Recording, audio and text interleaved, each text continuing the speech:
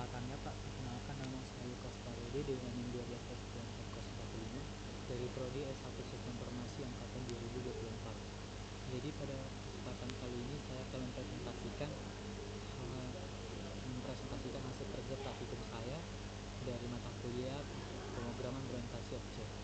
Jadi pada praktikum kali ini, yaitu dengan judul T07 disjoint, permasalahan utama yang diangkat adalah kurangnya robustness pada sistem akademik simulator sebelumnya, yaitu pada T06 ataupun praktikum sebelumnya. Jadi sistem lama yang belum mampu menangani perubahan yang terjadi secara dinamis dalam kegiatan akademik, khususnya terkait pelaksanaan mata kuliah di berbagai semester. Dan di dalam dunia nyata, satu mata kuliah dapat diajarkan oleh dosen yang berbeda pada semester yang berbeda. Namun pada desain sebelumnya, yaitu pada T06 praktikum sebelumnya, data mata kuliah masih bercampur dengan informasi semester dan dosen, sehingga berpotensi menyebabkan inkonsistensi data.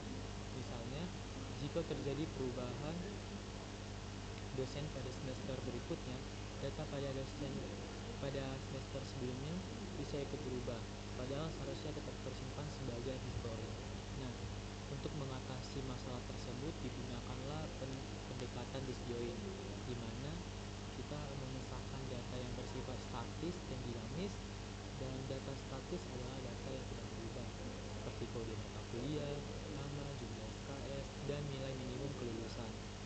Data ini disimpan dalam kelas course, dan sementara itu data yang bersifat dinamis seperti tahun akademik, semester, dan dosen pemangku dipindahkan ke kelas baru, yaitu course opening.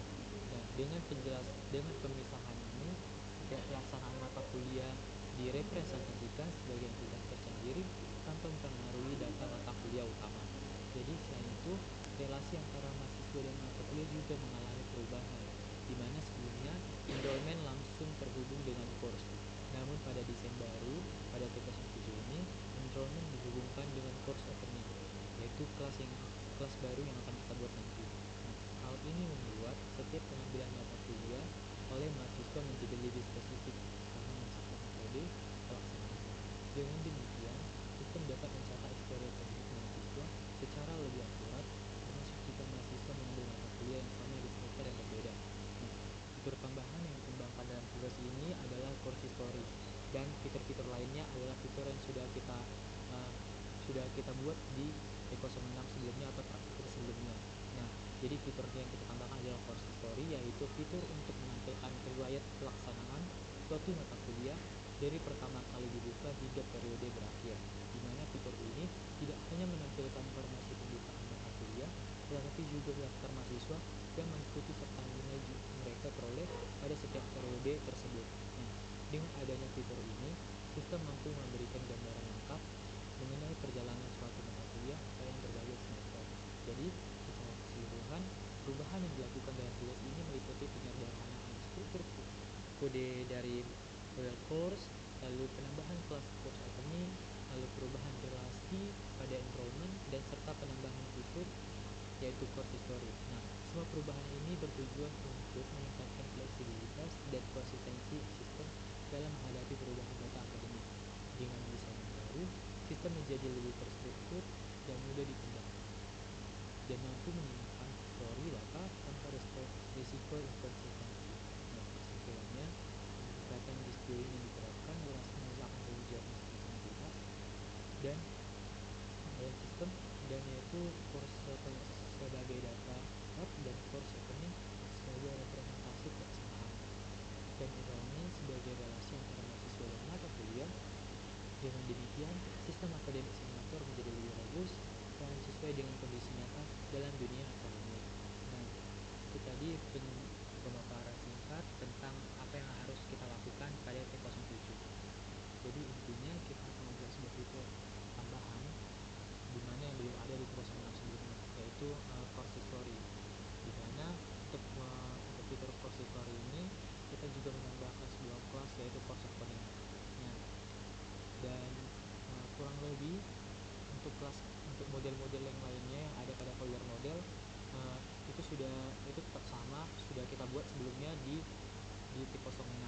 Jadi perubahannya hanya ada pada uh, uh, model course.java, course opening.java, dan enrollment.java. Cuma 3 file itu aja. Lalu kurang lebih seperti itu.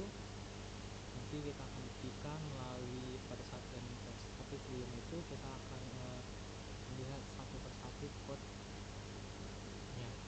Nah, di sini saya akan menjelaskan setiap file yang ada pada folder model terlebih dahulu, yaitu kita akan melihat model-model apa saja yang kita butuhkan untuk membuat program akademik simulator tadi, lanjutan dari P06 yaitu P07 ini. Nah, jadi yang pertama ada person.java, di mana person.java ini adalah kelas dasar ataupun super kelas yang digunakan oleh si student dan lecturer, di mana artinya ini si person ini merupakan sebuah abstrak kelas dikarenakan student dan lecturer itu memiliki atribut yang sama. Jadi karena keduanya itu si student dan lecturer mempunyai atribut yang sama, maka kita buatlah abstrak kelas yang mewakili student dan lecturer, yaitu si person, di mana atribut dari si person ini adalah nama dan prodi. Nah, jadi semua orang yang punya nama dan prodi itu tadi adalah sebagian itu si student dan si lecturer ataupun si mahasiswa ataupun si dosen gitu. Nah, terus di mana si person.java ini di bagian pertamanya kita ada package academic.model, di mana artinya ini si person.java ini berada pada folder model yang ada di akademik. Nah, terus di baris yang ke-7 kita mendefinisikan public class-nya, yaitu public class person, di mana atributnya adalah name dan prodi. Jadi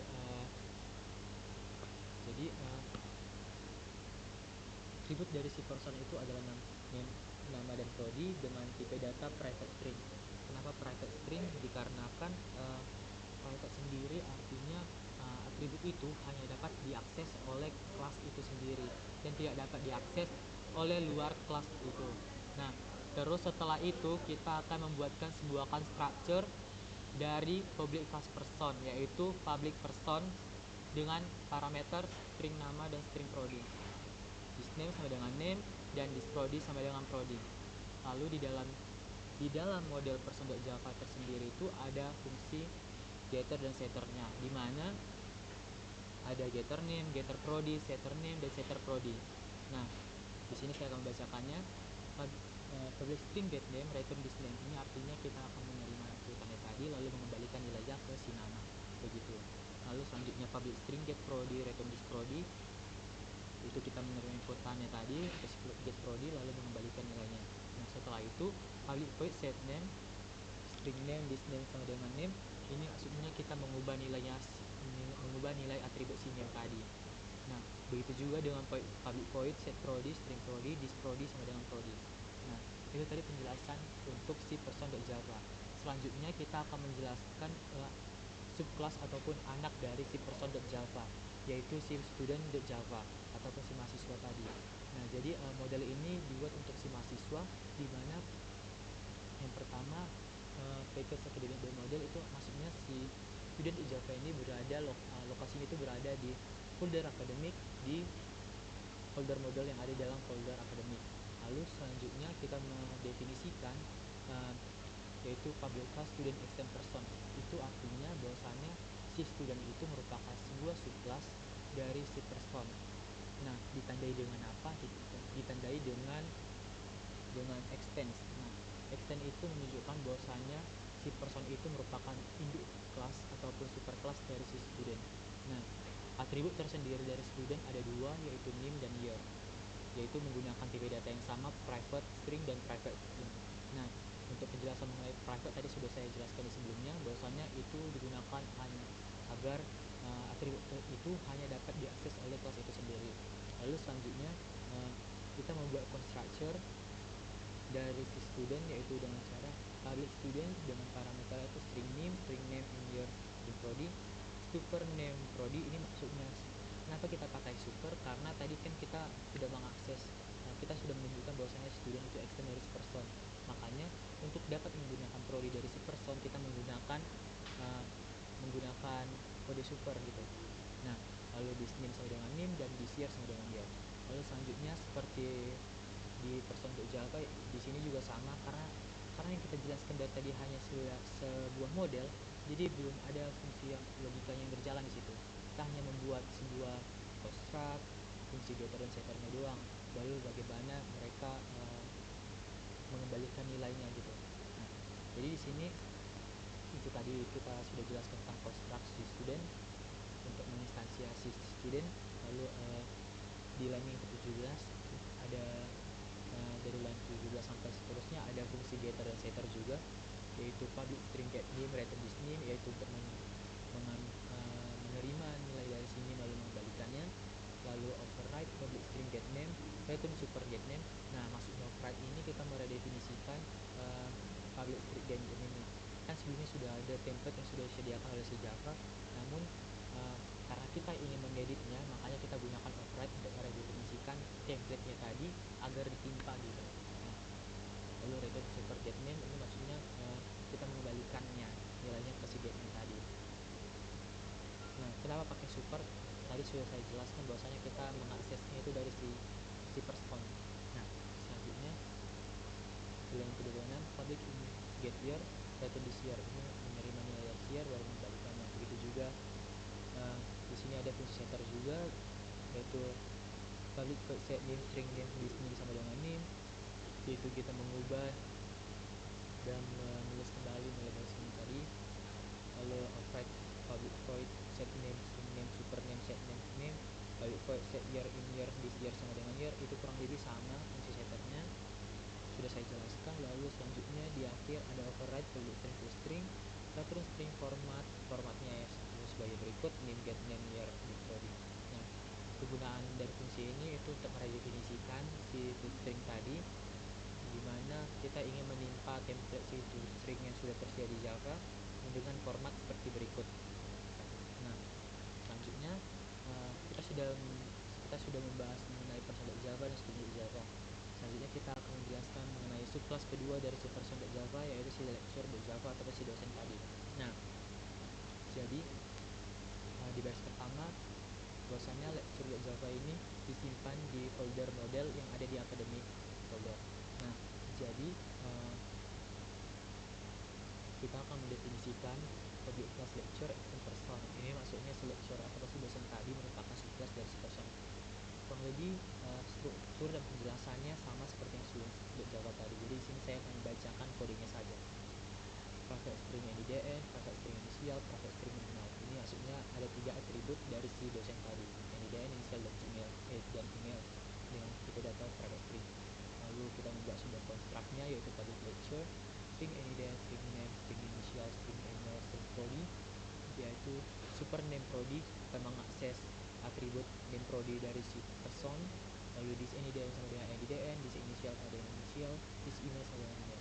Nah, selanjutnya terdapat fungsi getter dan setter dari si lecture, yaitu get NIDN.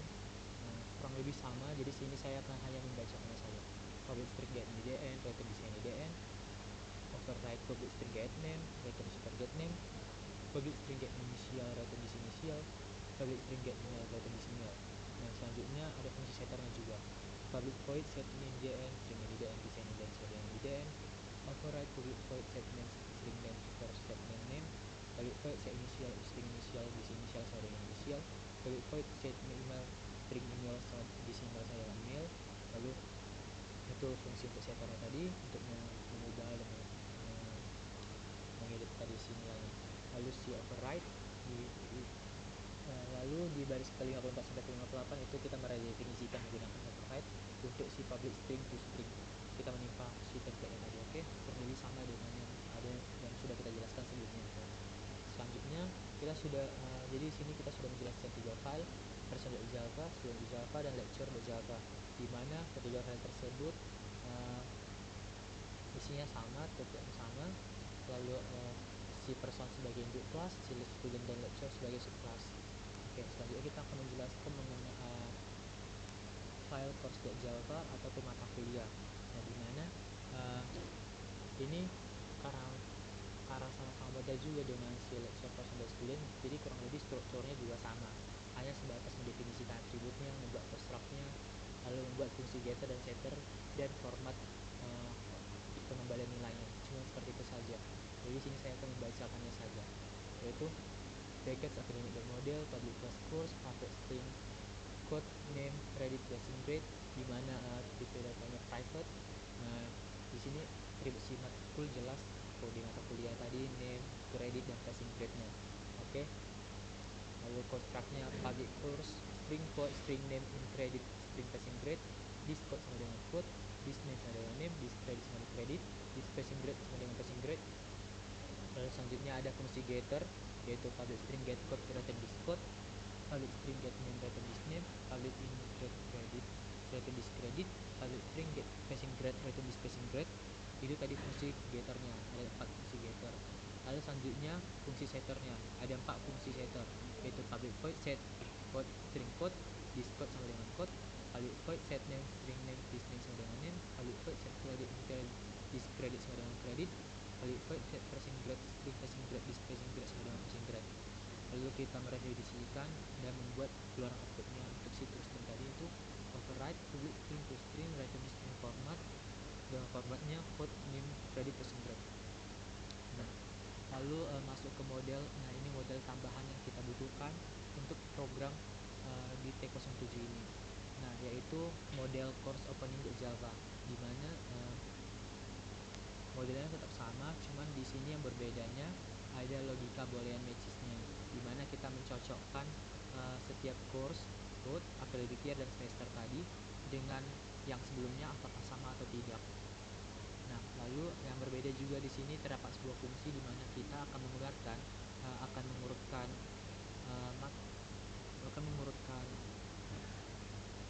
mata kuliah tadi itu, outputnya tadi itu berdasarkan semesternya. Apakah jadi urutannya itu berdasarkan semester, yaitu semester ganjil, genap, dan pendek.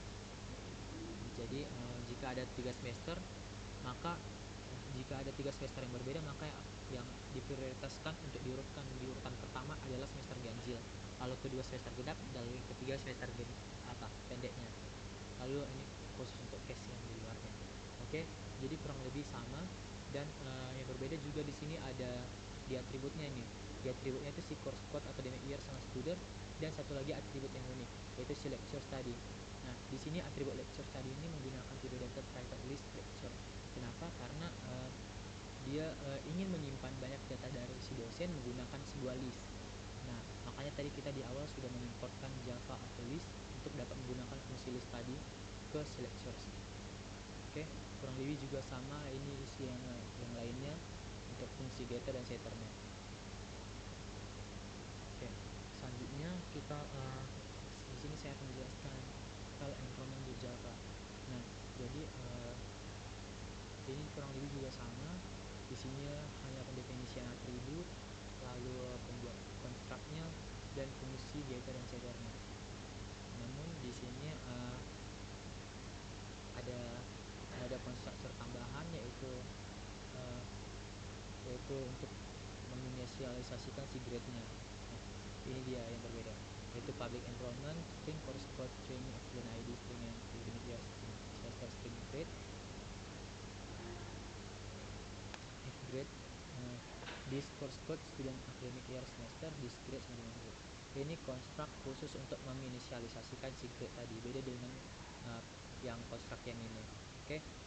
Lalu selanjutnya yaitu ada fungsi getternya juga, course code, student ID, academic year, semester, grade, provision grade, dan remedial. Nah, itu tadi fungsi getternya, dan fungsi setternya set course code, student ID, academic year, semester, set grade, set remedial grade, dan seterusnya. Oke. Lalu ini format pengeluaran nilainya tadi, format pengembalian nilainya si overall public string to string, di mana jika dia remedial ataupun nilai sebelumnya sama dengan non ataupun tidak ada, maka dia akan mengembalikan nilainya sesuai dengan format seperti ini. Oke. Nah, jadi di sini kita sudah menjelaskan 6 model yang dibutuhkan untuk program akademik simulator tadi, di mana yaitu sama seperti T06 sebelumnya, cuman yaitu terjadi penambahan satu kelas baru, yaitu course opening.java, dan penyesuaian terhadap kelas-kelas terhadap dua kelas lainnya, yaitu si course sama si enrollment. Oke, jadi sekarang kita akan masuk ke penjelasan dari drivernya, dimana driver ini ada program utama yang akan kita jalankan dan akan menampung semua logika ataupun library dari model-model yang sudah kita buat. Oke, jadi di baris yang pertama ada package academic driver, dimana artinya driver 1.java tadi ini kita simpan di folder driver yang ada di folder akademik. Terus kita mengimportkan beberapa macam library untuk dapat kita gunakan pada program utama tersebut, dimana terdapat beberapa library, yaitu yang pertama import academic.model.star, dimana itu artinya kita mengimportkan ataupun mengakses library dari model-model yang sudah kita buat tadi.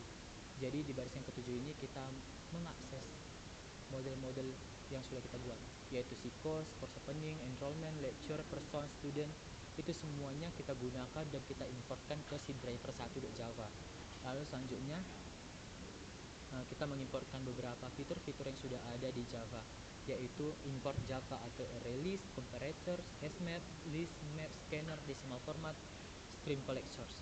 Oke, nah tadi kita sudah mengimport library yang kita butuhkan pada program utama. Selanjutnya kita akan mendefinisikan public class dari si driver 1.java. Nah, yaitu dengan cara public class driver 1, di mana atributnya adalah lecture, course, student, course opening, dan enrollment, di mana tipe datanya adalah private static final, di mana untuk tujuannya itu untuk agar datanya tadi itu hanya dapat diakses oleh si kelas utama itu sendiri, tidak dapat diakses dari dua kelas. Lalu ditandai dengan final, tandanya tidak dapat diubah lagi. Lalu kita menggunakan sebuah list untuk menampung banyak data dari si atribut-atribut tadi, dimana yaitu kegunaan dari si list tadi ya, array list tadi. Jadi si lecture, course, student, course opening, enrollment tadi kan misalnya kita menginputkan banyak data, jadi itulah kegunaannya tadi si list tadi. Kita menyimpankan semua data dari semua atribut tadi itu ke dalam sebuah list. Nah, selanjutnya ada juga atribut khusus untuk perhitungan GPA ataupun IPK-nya, yaitu grade point tadi. Nah, itu dia menggunakan sama juga tipe datanya private static final, tapi dia tidak menggunakan list tapi menggunakan map. Nah, nanti disitulah logika pengkalkulasian ataupun penghitungan dari IPK tadi. Nah, selanjutnya kita menginisialisasikan untuk setiap grade tadi, yaitu static di dalam fungsi static tadi itu adalah grade point, di mana put KA value 4.0 itu maksudnya jika yang kita berikan adalah A, maka dia akan memberikan nilai keluaran yaitu 4.0. Ini kayak sebagai standar lah, bahwasanya nilai A itu jika nilainya itu 4, dapat nilai nilai AB itu untuk nilainya 3,5 dan seterusnya, seperti itu. Nah tadi itu kan kita sudah mendefinisikan berbagai hal yang kita butuhkan untuk program utama ini. Lalu selanjutnya kita masuk ke public static void main string argument, di mana ini adalah logika utama di mana program akan dijalankan. Nah, yaitu isinya adalah scanner bersama dengan new scanner system in. Nah, inilah stringnya. Nah, ini dari versi 47 sampai 48 ini dia fungsi untuk penginputan data yang akan kita lakukan ketika program dijalankan. Lalu selanjutnya kita masuk ke kondisi perulangan ataupun looping. Kita menggunakan perulangan while, di mana jika scannernya dengan baris selanjutnya tidak sama dengan baris yang ada sama dengan, intinya ini di baris 51 ini, jika yang kita inputkan bukan triple dash maka program akan terus berjalan, tapi jika yang kita inputkan itu sama dengan triple dash maka program akan otomatis keluar dari kondisi perulangan. Nah, lalu selanjutnya di dalam kondisi perulangan tadi, inputan yang kita berikan tadi akan dipecah-pecah menggunakan token, di mana nanti setiap data yang dipecah-pecah tadi itu dipecahkan ataupun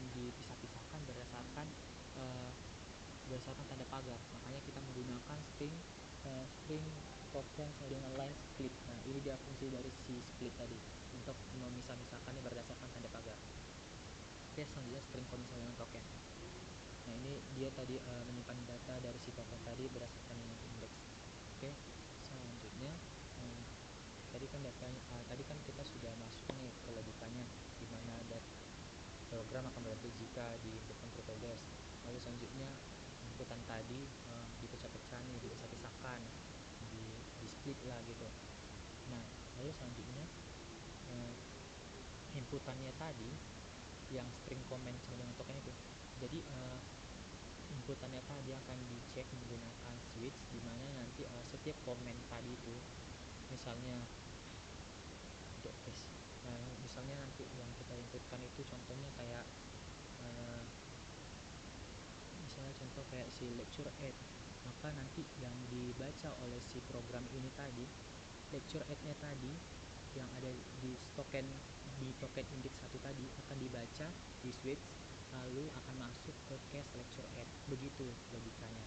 Lalu jika masuk ke case lecture add, maka dia akan memasukkan token-token tadi sesuai dengan tempatnya. Nah, di sini di switch ini terdapat beberapa case atau beberapa fitur yang akan kita gunakan.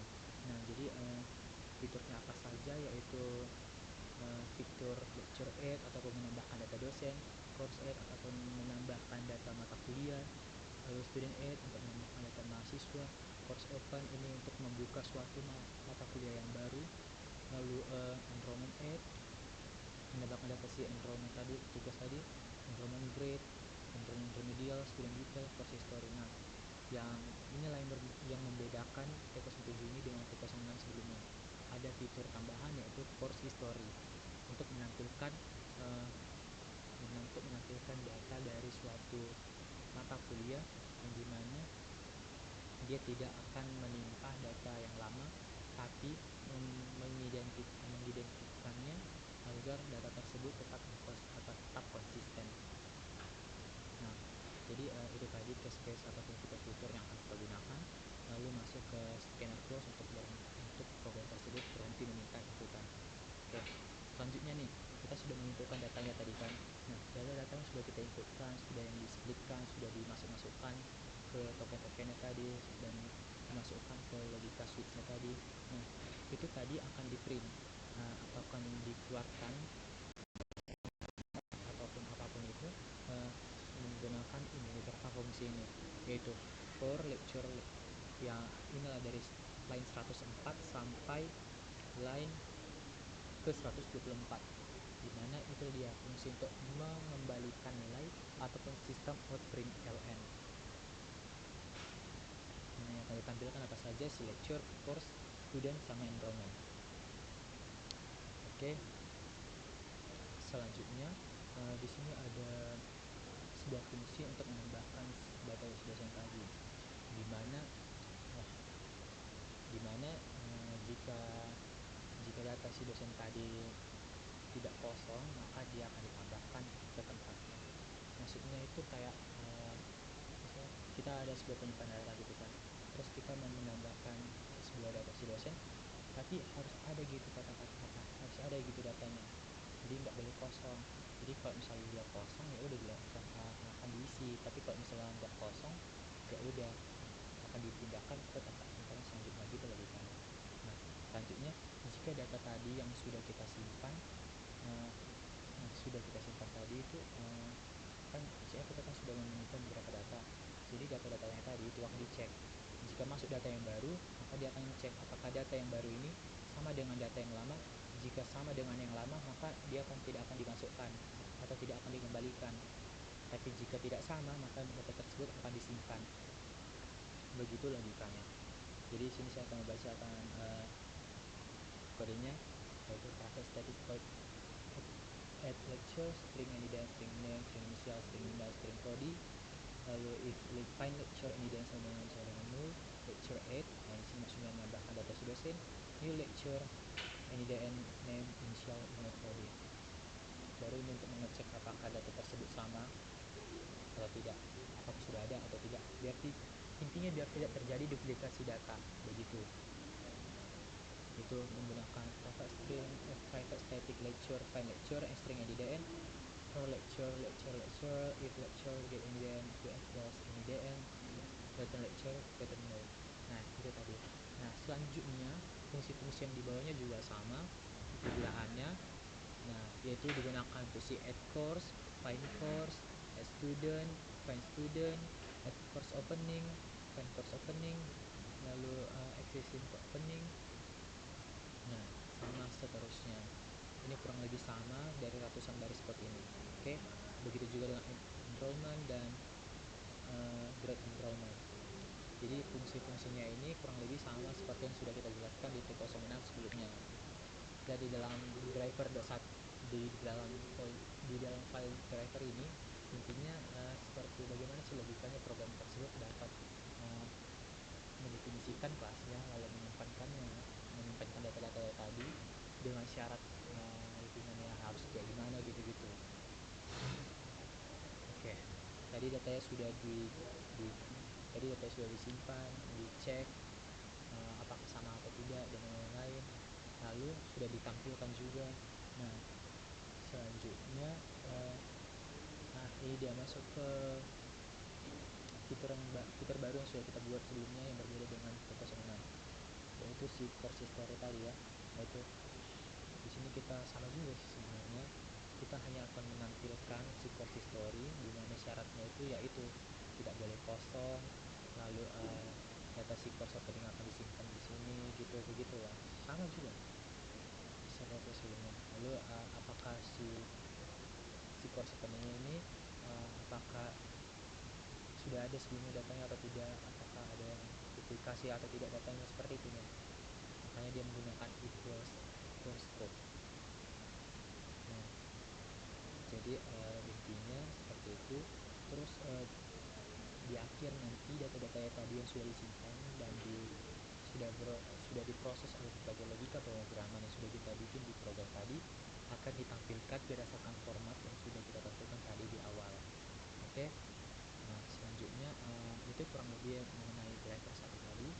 Nah selanjutnya kita akan mencoba untuk membuktikan nih apakah program tadi benar-benar berhasil ataupun sudah sesuai dengan apa yang diminta pada soal. Nah bagaimana cara mengetahuinya? Nah berikut kita akan melakukan running test ataupun proses pengujian dari program tersebut. Nah, pertama teman-teman dapat membuka terminal lalu mengetikkan cmd. Nah itu untuk kita dapat mengakses dokumen dan bisa juga sebenarnya dari website. Nah selanjutnya kita akan melakukan compile terhadap program driver tadi, yaitu dengan cara jabab, lalu kita mengakses folder tadi dan mengcompile semua file yang ada di dalam folder driver dan semua file yang ada di folder model, begitu. Nah selanjutnya jika sudah kita compile, nah ini tandanya compile sudah berhasil. Selanjutnya jika compile sudah berhasil, lanjutlah kita akan menjalankan program driver tadi, yaitu dengan cdb sama dengan driver driver 1. Nah ini tandanya program sedang meminta inputan. Nah jadi untuk membuktikannya kita akan mencoba untuk menjalankan dan menginputkan contoh yang ada pada soal. Nah jadi contoh yang ada pada soal itu menggunakan fungsi-fungsi yang ada tadi yang sudah kita buat, yaitu untuk fungsi menambahkan data dosen, menambahkan data si mata kuliah, menambahkan data mahasiswa, menambahkan lalu membuka sebuah mata kuliah itu course open, lalu menambahkan data dari situ tadi si enrollment grade juga, dan seterusnya. Nah di sini saya akan menginputkannya, di mana format inputnya dapat dilihat pada layar seperti ini. Nah,